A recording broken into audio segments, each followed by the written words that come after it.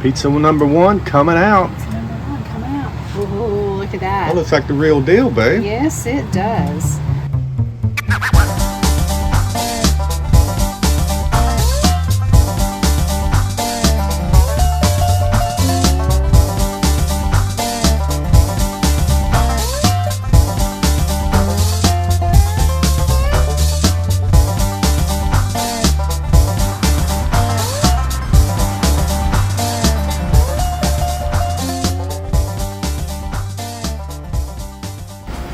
This evening we're making homemade pizza for dinner. Daniel is making the homemade pizza sauce for the homemade pizza. So Daniel, tell us what you're doing. As you can see, I put them in some water. I'm going to bring that to a boil. All of them have a little X on the bottom. We're putting the core down, side down in the pan. We'll bring that to a boil, and when it boils, I'm then going to stick them in some cold water. To stop the cooking? Stop the cooking, and the peeling is literally going to almost fall off of it. About how long does it take to get it to the cold water? By the time when it boils, I'll only boil it for a minute. And that's it. All right, so we'll circle back. See how you finish it up. Yep. All right, let's check back in and see how Daniel's doing with the homemade pizza sauce. All right, we've had them going for a while. Now they're going into the pool here to cool off.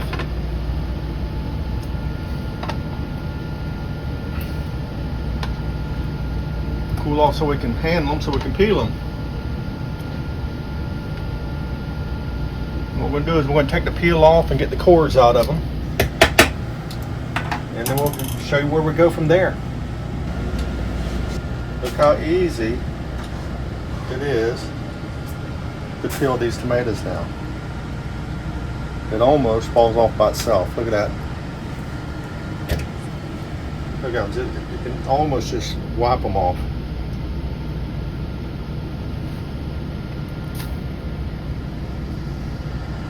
And the thing with this is by doing this, we know what ingredients are going into our sauce. There's no preservatives, nothing like that. So, no sugar. Alright, so we've got tomatoes peeled, cored, and quartered. Onion in. Seasonings. Italian, salt, garlic, black pepper, and chili flakes. Everybody goes in the pool. Then we're going to crank up the boat motor.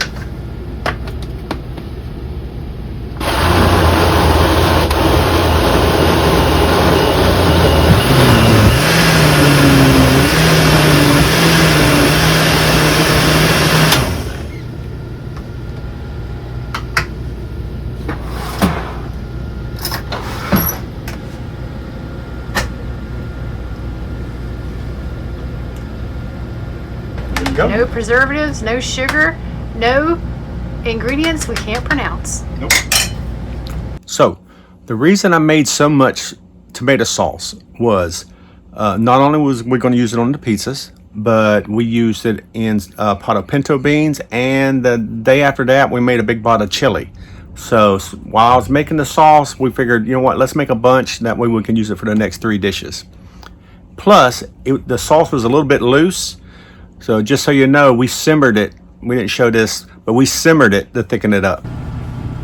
So now that Daniel's got our homemade pizza sauce going, we're going to make some homemade pizza crust, and we're going to be using, well, this is actually King Arthur pizza flour is what we're going to be using, and we're going to do a crispy crust.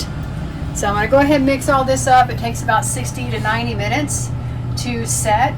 And then once that's done, we'll come back and show you how we're going to roll it out and finish up our pizza for tonight. All right, so we've got our pizza dough ready. We had to let it sit for 60 to 90 minutes, so we did almost 90 minutes. And we've got our pizza pan, which we swiped on some olive oil and sprinkled on a little bit of cornmeal because we like crispy crust, and this will help keep the moisture from building up underneath our pizza dough. So now we're gonna put the pizza on, stick her in the oven, and we'll be right back when it's done. So we're gonna pre-bake the pie crust about 5 to 6 minutes just to get it crispy, and then we'll wipe some olive oil on it before we put the sauce on, because we like crispy crust and we don't want it to get soggy. All right, so in the oven it shall go.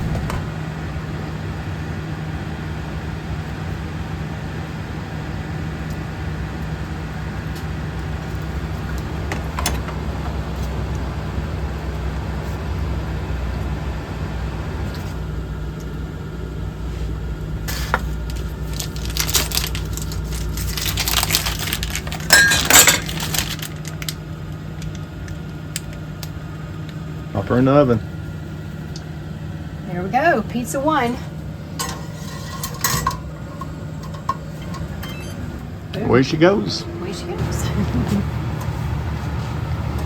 Pizza number 1 coming out. Pizza number 1 coming out. Oh, look at that. That looks like the real deal, babe. Yes, it does. All right, let me put something down there because I don't want to melt the cheese that's out there.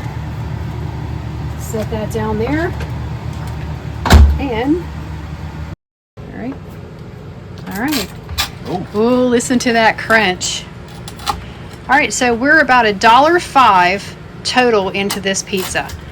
That's the cheese, the sauce, and the crust. So just breaking this down, $1.05 for this whole pizza. And we're only looking at about 80 calories. And because of the cheese, it's about 3.5 grams of saturated fat and about 7 grams of protein. So the way we think about it, I mean, we don't eat this often. Not then.